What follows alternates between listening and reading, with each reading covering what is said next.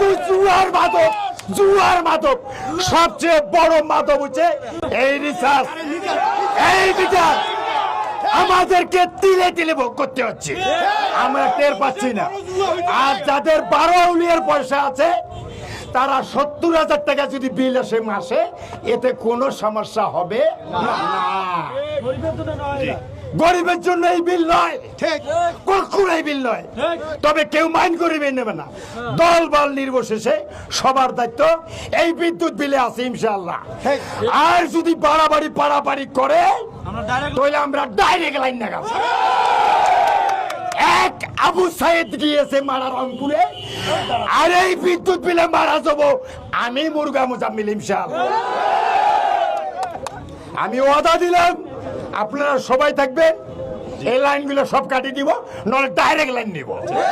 এই বলে আমার বক্তব্য শেষ করলাম। আল্লাহ হাফেজ, আসসালামু আলাইকুম।